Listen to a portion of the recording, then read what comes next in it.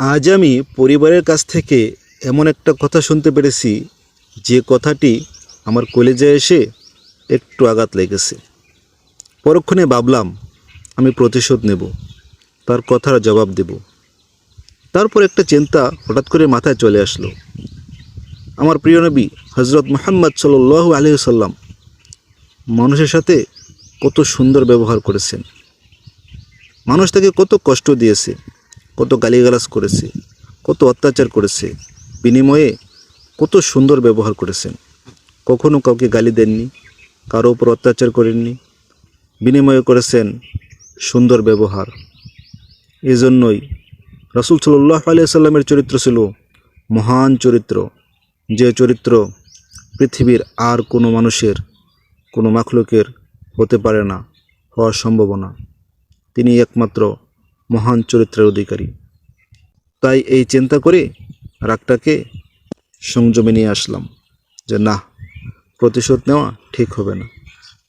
সে কথা বলেছে বলুক, হয়তোবা কোনো কারণে সে আমার প্রতি নারাজ, হয়তোবা আমি কখনো অন্যায় করেছি, তার জন্য কথাটা বলে ফেলেছে, তাই মাফ করে দিয়েছি। কিন্তু একটা কথা হচ্ছে, পারিবারিকভাবে আপনি কখনোই কাউকে কথার মাধ্যমে আঘাত করবেন না। কেননা এই আঘাত কলিজার ভিতরে গিয়ে একটা ক্ষত সৃষ্টি করে। যে আঘাতটা মোছা খুবই মুশকিল।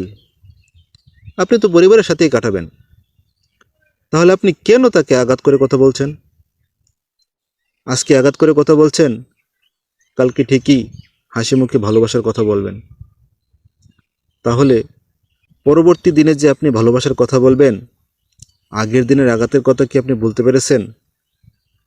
পারেননি, একটু ক্ষত রয়ে গেছে। তাই ভালোবাসাটা 100% হবে না, আপনি যতই ভালোবাসেন না কেন। ভালোবাসার মালিক তো একমাত্র আল্লাহ সুবহানাহু ওয়া তাআলা।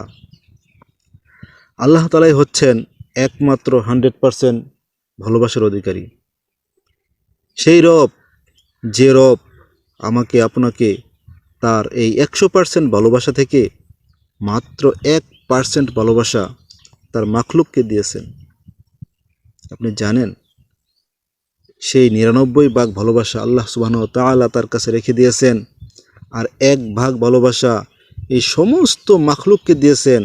আপনি খেয়াল করে দেখেন, একটা পশু তার সন্তানের জন্য কতটুকু মায়া, কতটুকু মহাব্বত। এই যে যত প্রাণী আছে, পশু পাখি, আপনি যাই কিছু দেখতেছেন, সবাই সবার প্রতি একটা মহাব্বত তৈরি হয়েছে। আর এই মহাব্বতটা কারো নিজস্ব কোনো ব্যক্তিগত সম্পদ না, সেটা একমাত্র আল্লাহ সুবহানাহু ওয়া তাআলা, তারই একটা দেওয়া দান।